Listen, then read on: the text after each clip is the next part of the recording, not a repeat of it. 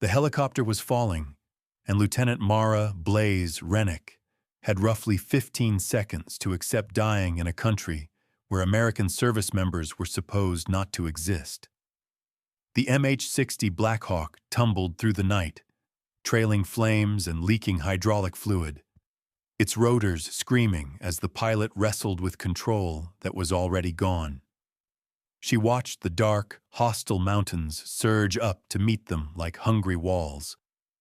After 8 years as a Navy SEAL, proving she belonged in the world's sharpest fighting force, she was suddenly facing the prospect of becoming a statistic, a phantom operator erased from any official record. But as the Black Hawk tore apart and the peaks readied to claim another body, Blaze made a choice that would shape everything after. She refused to die there. The enemy hunting her was about to learn what SEAL instructors taught for generations. Drop a SEAL anywhere on Earth and they will find their way home, even if they must fight through an army to get there. On paper, the mission had been simple, which should have been the first warning.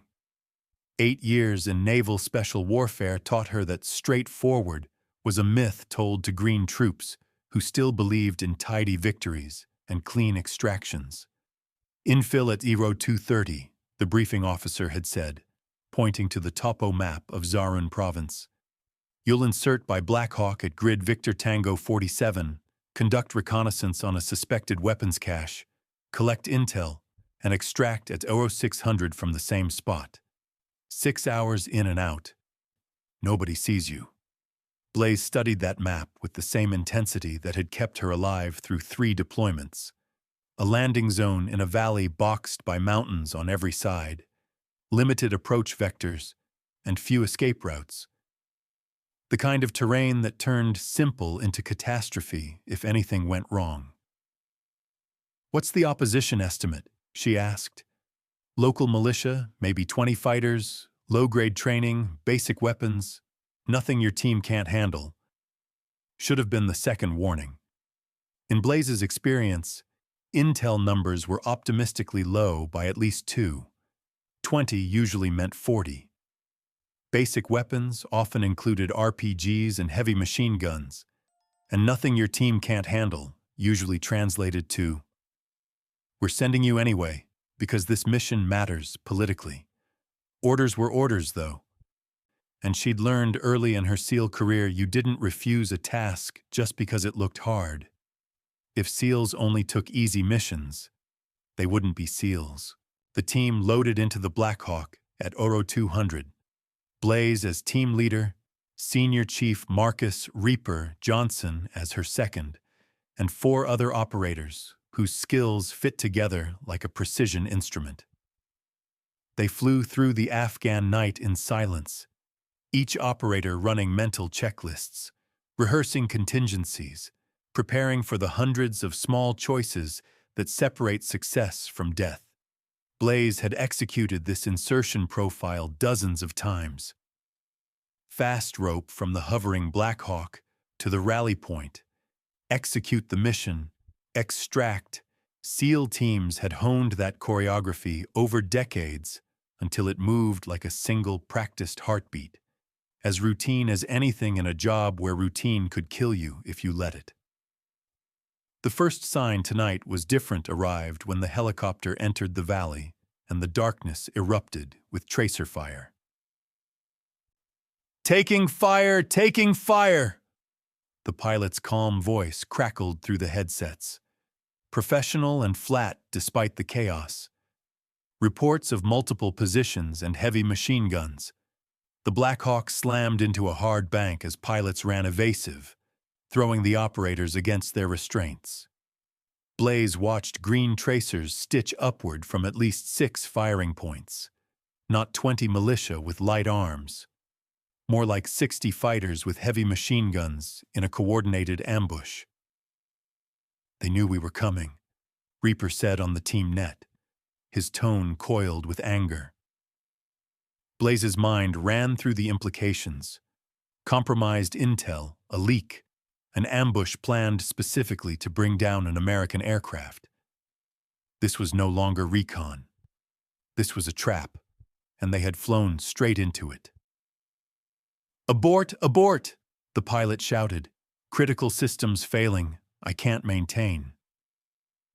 An RPG slammed the tail rotor with a sound like a god's hammer on an anvil, and the Black Hawk immediately started to spin, the pilots losing directional control. Blaze felt her stomach drop as the bird went into an uncontrolled rotation. The outside world a sickening blur of mountains, tracers, and black. "Brace for impact!" the pilot screamed. Blaze grabbed the restraint webbing with both hands, jammed herself into the seat, and ran the brutal calculus she'd drilled 1,000 times. How to survive a helicopter crash in hostile country. You probably won't. But if you do, you must be ready to fight the instant you hit. The Black Hawk struck the mountainside at an angle, skidding through rocks and scrub, metal shrieking, rotors exploding, the fuselage folding like tin. Impacts hammered her shoulder and hip. Her helmet banged something hard, and the world condensed into a violent, floating chaos. Then it stopped. Blaze hung inverted in her straps, ears ringing and tasting blood, and the first clear thought was simple. I'm alive. The second was colder. How long for? She hit the release and dropped onto what had been the ceiling, running a body check by instinct. Fingers move, toes move, no arterial spray, assess mobility. Everything ached, but nothing seemed broken or punctured. Combat luck still in her pocket for now. "Sound off?" she rasped into the radio. "Team status." "Reaper up." Marcus Johnson's voice came strained but steady. "Davidson up. Legs screwed, but mobile. Chen up." Silence from the last two positions. Blaze crawled through the crumpled wreckage toward where she'd last seen them. The interior had become a maze of twisted frames and ripped wiring. She found Mitchell pinned beneath a bulkhead section, eyes open and empty. Taylor lay unbreathing, neck at a wrong angle, telling Blaze all she needed to know. 2 KIA among the survivors. Voices were closing in from outside. "Enemy approaching," Blaze transmitted. 30 seconds to contact. Grab weapons, load ammo, prepare to move." She pulled her M4 from where it had jammed against a seat frame, checked the chamber, still loaded, still serviceable, and felt the comfort of a ready sidearm as her Sig Sauer P226 stayed holstered. 4 spare M4 mags and 3 for the pistol weren't enough for a protracted fight, but enough to make anyone who tried to stop them pay dearly. Blaze crawled out through a tear in the fuselage and took a hard look at the tactical picture. Catastrophic. The Black Hawk lay half up the mountainside, carving a scar of torn earth and strewn wreckage. Below, flashlights bobbed and shouted commands carried up the slope, at least 20 fighters climbing toward the crash. Above, the mountain rose into black. Through the shattered cockpit, Blaze could see the pilots broken by impact. 4 operators now faced an enemy force of unknown strength in terrain with little cover and 0 support. Reaper materialized beside her, face bloodied but eyes alert. "Assessment," she said with the bluntness SEALs respected. "We're screwed," he replied. "But we've been screwed before. Rally point 3 clicks north, move fast, fight smart, maybe make it, and if not, we die expensive." Blaze checked the GPS. The device survived, showing their red dot in hostile country, the nearest friendly forces 60 kilometers away, across some of Afghanistan's worst ground. "Get everyone mobile. We move in 2 minutes," she ordered, and those 2 minutes stretched like hours. Davidson bound his wounded leg with combat gauze and accepted that he'd have to keep pace or be left. Chen pulled ammunition from the casualties and balanced basic loads. Reaper wired thermite charges to the birds' radios and avionics. If they couldn't keep the intelligence, neither would the enemy. Voices below tightened. Blaze watched the first fighters reach the debris, silhouettes moving through wreckage, searching for survivors and anything of value. "Time's up," she said. "Move. Combat intervals, noise discipline. Anyone falls, we carry. Nobody gets left." 3 confirmations answered. Blaze took point and led them uphill away from the crash as the thermite whooshed, destroying sensitive gear and buying a few more minutes before the enemy realized survivors had moved. The mountains were steep, rocky, and merciless. The crash left her bruised and battered, every step a protest. And behind her, Davidson gritted through each stride as his leg screamed with pain. SEALs didn't quit because things got hard. They'd climbed maybe 200 meters when the shooting opened up. Muzzle flashes flared from below, and the enemy's volume of fire proved Blaze's worst intel instincts right, far more fighters than briefed. Bullets cracked past, sparking on stone and filling the night with the snap buzz of near misses. "Contact rear," Reaper called, dropping into a firing stance and returning controlled bursts. The suppressor kept muzzle flash low, but didn't hide the bullets. Blaze watched at least 2 hostiles go down, but more swarmed up the slope in leapfrog moves. "Reaper, Chen suppress. Me and Davidson move 50 meters, then we cover you," she ordered, the bounding overwatch that let one element advance while another laid down covering fire. They executed with the machine-like precision that years of training bought, inching up the slope as the enemy tried to swarm. Yet for every hostile they felled, 2 more emerged. The tactical math was grim. Ammo would run out long before targets did. "We need to break contact," Blaze said over the net. "This is a losing equation." "Ridgeline 200 meters northeast," Chen answered. "Natural choke point. Limit their approach vectors." Blaze confirmed the terrain on the GPS. It wasn't perfect, but it beat fighting uphill against a flood. Moving to the ridge, "Chen rear security.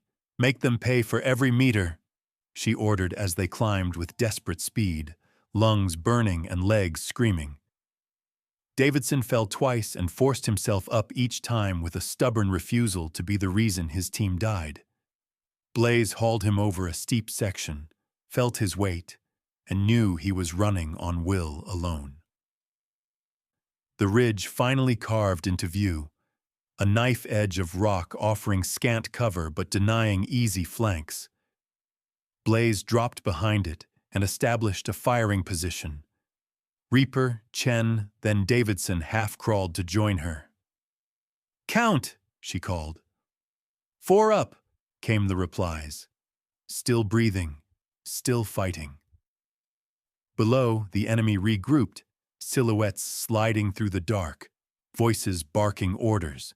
This was coordinated and professional, not the ragged militia the briefing promised. "These aren't random fighters," Reaper observed. Blaze agreed. The tactics, discipline, and coordinated fire pointed to a trained unit, likely foreign advisors with local proxies, competent enemies who wouldn't blunder. "Situation," Blaze said, clinical. "We're 60 clicks from friendly forces over hostile ground. Roughly 200 rounds per man, 1 wounded, no KS, no QRF, and an enemy company hunting us." Options ran through the net. Evade by night and hide by day. But Davidson's leg made that a likely 1 to 2 day death march. Dig in at a defensive position and bleed them for every meter, then die when ammo ran out. Or do what SEALs did best: attack. The silence that followed wasn't doubt so much as calculation. Attacking while outnumbered was insane by conventional logic, but SEAL operations had never relied on conventional logic. The whole philosophy lived in small teams doing impossible things through superior training, tactics, and a ruthless tempo. "There's a village 3 clicks northeast," Blaze said, eyes on the GPS. The intel called it a logistics hub for the militia. Food, weapons, comms. If we hit it hard and fast, we can resupply, snag a working radio, and call extraction. Or we walk into another ambush, Davidson replied. But sitting here, we're dead in hours. Moving slow, we die in days.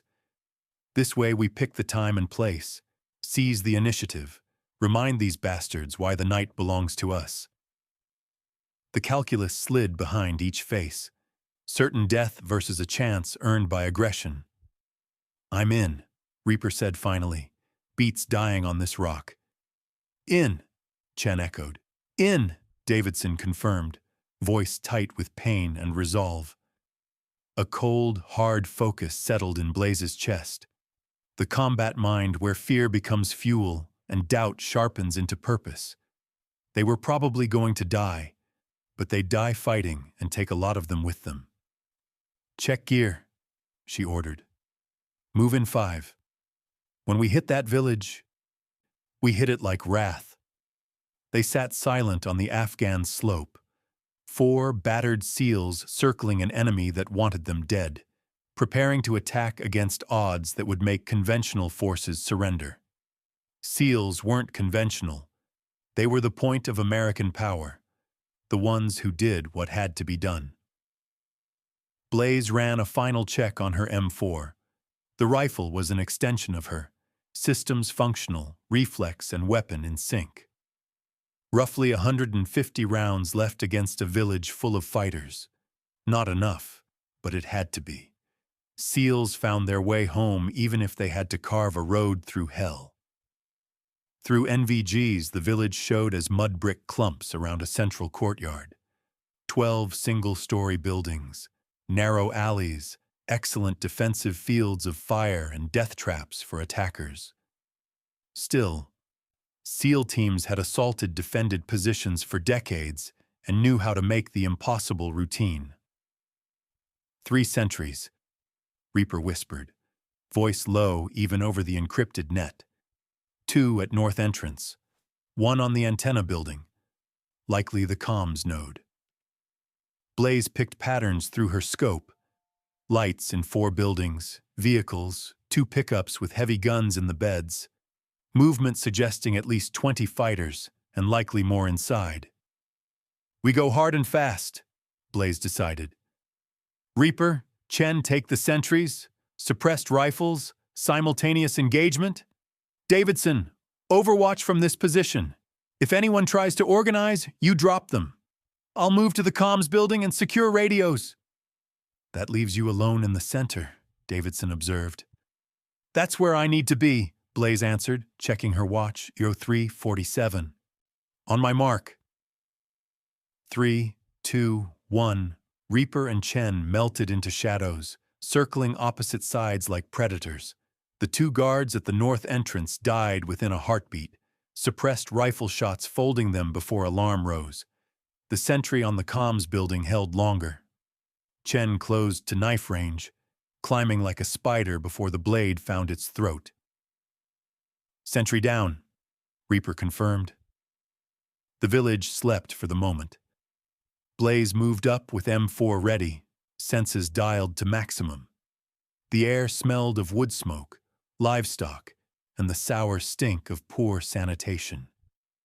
Snoring came from one house. Voices whispered in another, one person awake and talking.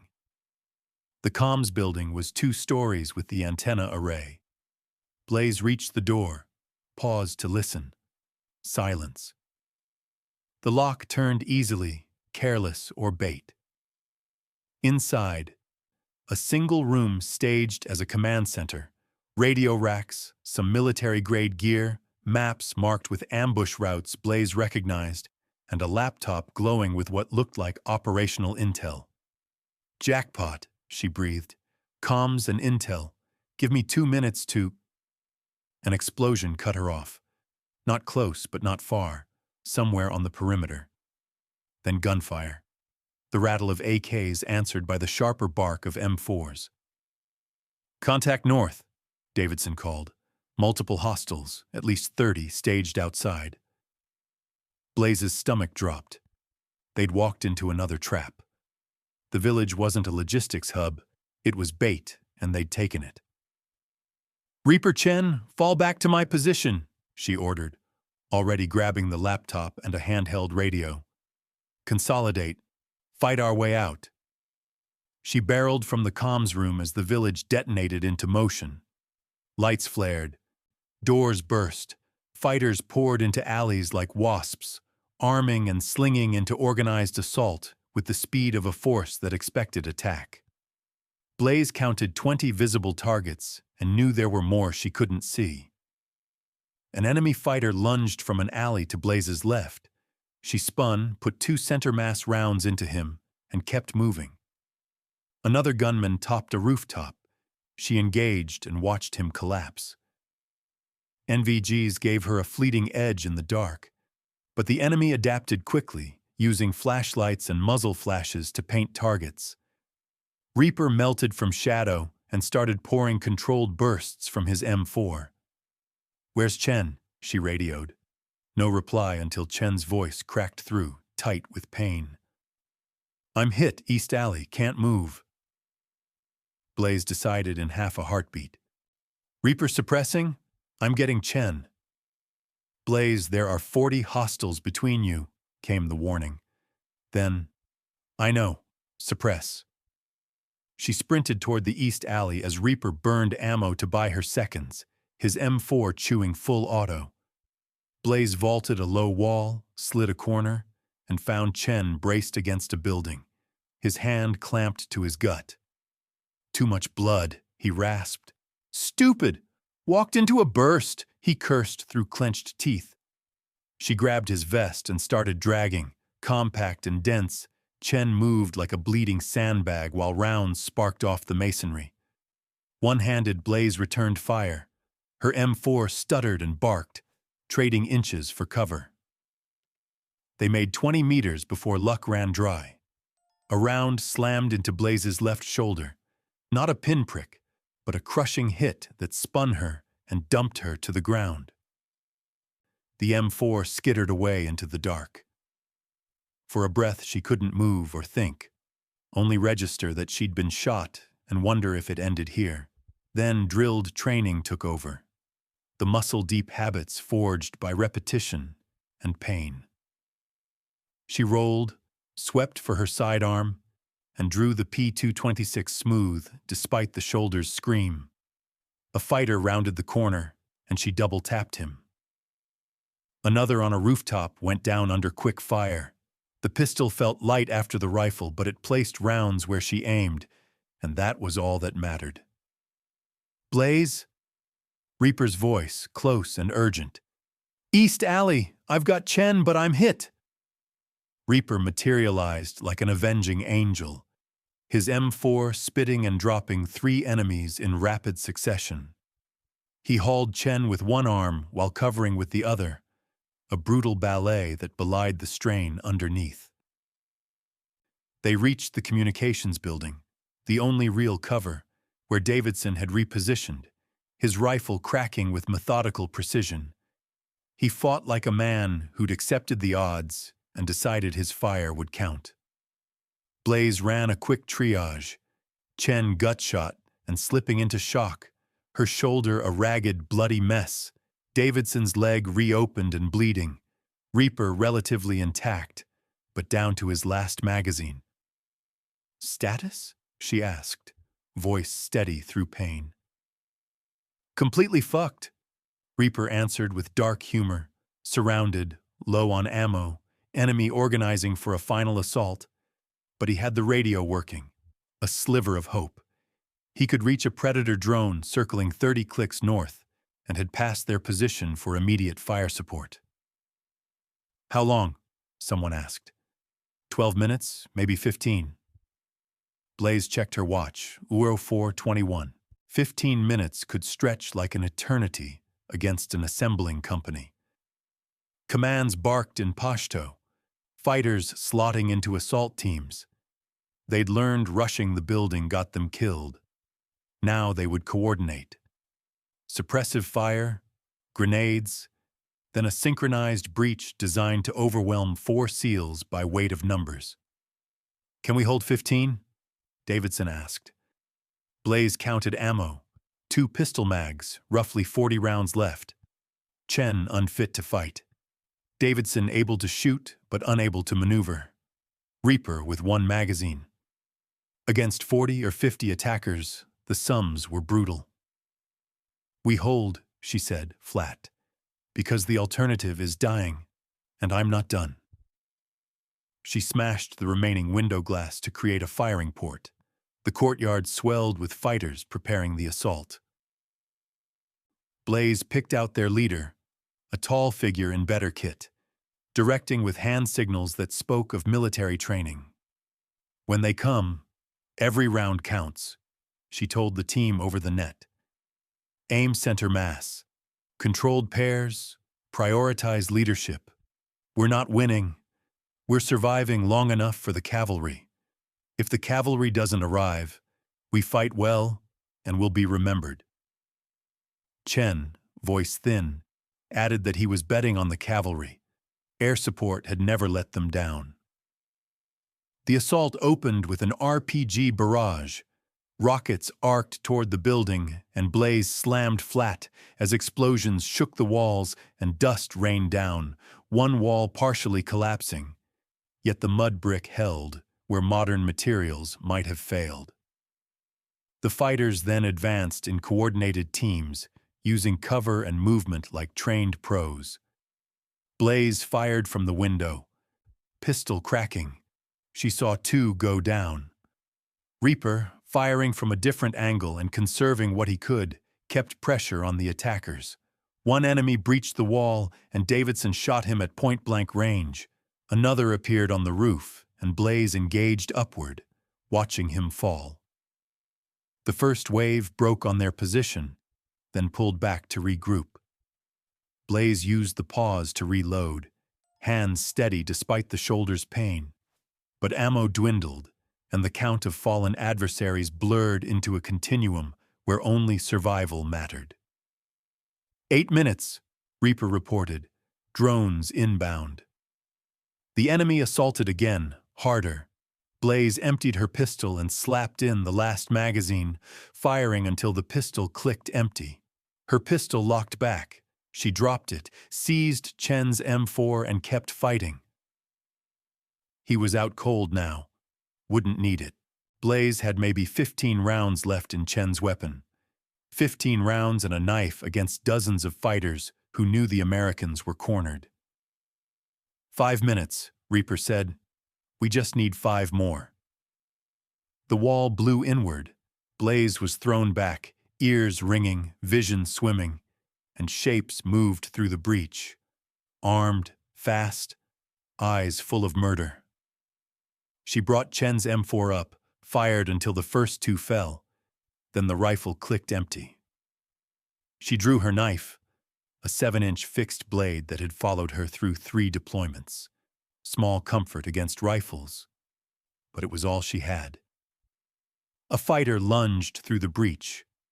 Blaze stepped inside his weapon arc, drove the blade under his ribs, twisted, ripped free, let him drop.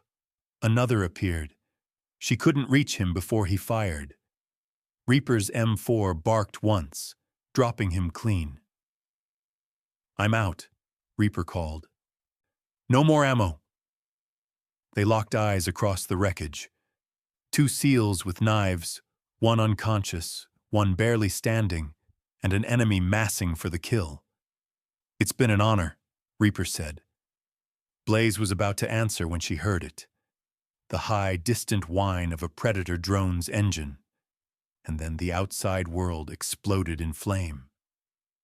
Hellfires screamed down, precision strikes erasing enemy positions one by one, the drones circling like a mechanical avenger carving death into the valley. Blaze watched the village turn into an inferno, fighters scattering, dying, their assault breaking into chaos. Friendlies in the structure! Reaper yelled into the radio. Do not engage the central building! The Predator acknowledged, adjusted its pattern, and walked its strikes around them in a ring of fire no one could cross. In 3 minutes, the attack was over.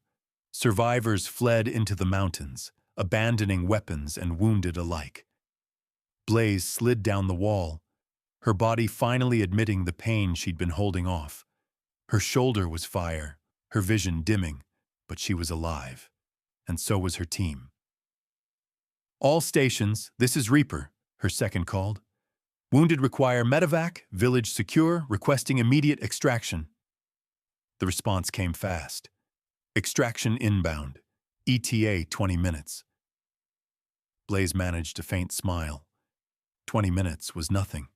They'd held for hours against impossible odds. 20 more was mercy. She glanced at her people. Chen unconscious but breathing. Davidson barely awake but alive. Reaper battered and unbroken. 4 SEALs dropped into hell, surrounded, outgunned, and left for dead, yet still standing. In 20 minutes, they'd go home. Because that's what SEALs did. They always found the way home. The Black Hawk medevac thundered through dawn, carrying 4 broken warriors toward safety. Blaze lay strapped to a litter, IV in her good arm, morphine dulling the edge. Chen was intubated but stable. Davidson and Reaper sat against the bulkhead getting patched. The crew chief leaned over, shouting through rotor thunder, "Ma'am, pilot says that was the gutsiest thing he's ever seen. 4 operators holding off a company-sized force. That's history book stuff." Blaze shook her head weakly. "It's going in a classified file no one reads. That's how it works." "Maybe officially," he said, "but word gets around. People will know." She closed her eyes, letting the vibration pull her somewhere between wake and sleep. People would know. Their kind always did. SEALs would pass the story, learn from it, keep it alive as part of the knowledge that kept them breathing in places meant to kill them. 3 months later, Blaze stood before a classified awards board receiving a medal that would never appear on record. The mission wiped from every file, the destroyed village blamed on militia infighting. Officially, no Americans had ever been there. But inside the SEAL community, the story spread. The team leader who was shot down, fought through enemy lines, led an impossible assault, and brought her team home alive. Details blurred, as stories do, but the truth remained. SEALs always found their way home, even if they had to fight through hell to do it. Thanks for watching. Every woman has a story worth telling. Join us on Captain Joe's Stories to hear them all.